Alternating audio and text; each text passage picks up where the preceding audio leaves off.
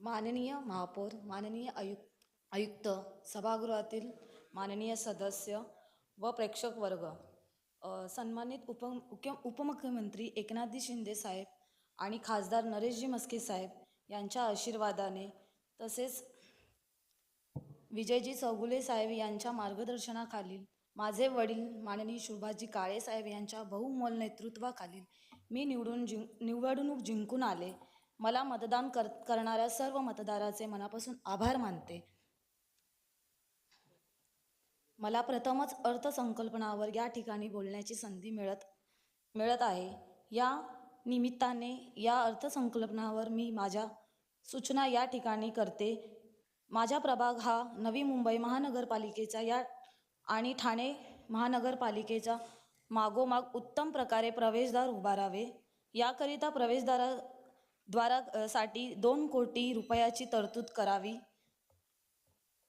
प्रभाग क्रमांक 2 दिघा या झोपडपट्टीधारकांचा विभाग असला तरी आज या ठिकाणी मोठमोठे रहिवासी संकुल उभे राहत आहेत.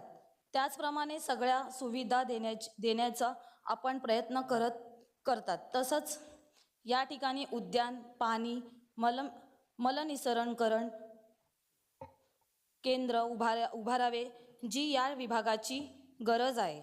आधीच्या नगरसेवकांनी या ठिकाणी काय केलं यावर मला काहीच म्हणायचं नाही आहे.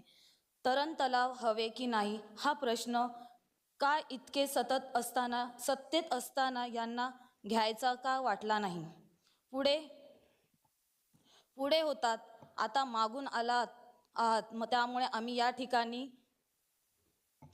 या ठिकाणी या कार्यक्रमाला प्राधान्य देत आहोत. त्या कामाकरिता या अर्थसंकल्पनामध्ये आर्थिक तरतूद करावी अशी मागणी करते.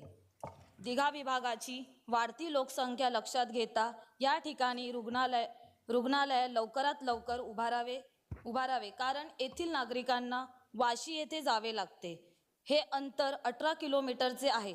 ऐरोली विभागातील रुग्णालयाची हेळसांडपणा होत आहे, थांबवला पाहिजे. याकरिता गरीब गरजू रुग्णालय उभारावे. माझा विभागातील कुठेच मैदान नाही. या ठिकाणी मुलांना खेळण्याकरिता पटणी येथील औद्योगिक जागेवर जावे लागते. मैदान ही लवकर MIDCला विकणार आहेत. मग मुलांना कुठे खेळायचे आहे याकरिता मागणी आहे. MIDCच्या कडून दिघा विभागाकरिता मैदानकरिता भूखंड हस्तांतरित करून द्यावा व त्यावर volleyball, badminton, football, cricket pitch विकसित करावा. त्याकरिता 5 कोटीचा तरतूद करावी.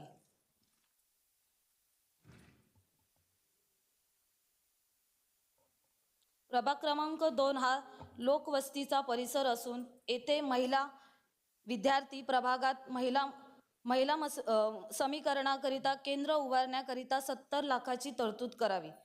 तसेच प्रभाग क्रमांक 2 येथे मोठ्या प्रमाणात मातंग समाजाची जनसंख्या असल्या कारणामुळे तेथे अण्णाभाऊ साठे यांच्या नावाने सांस्कृतिक भवन उभारावे व याकरिता 2 कोटीची तरतूद करावी अशी मी मागणी करत आहे. मला बोलून दिल्याबद्दल महापौर मॅडमचे धन्यवाद.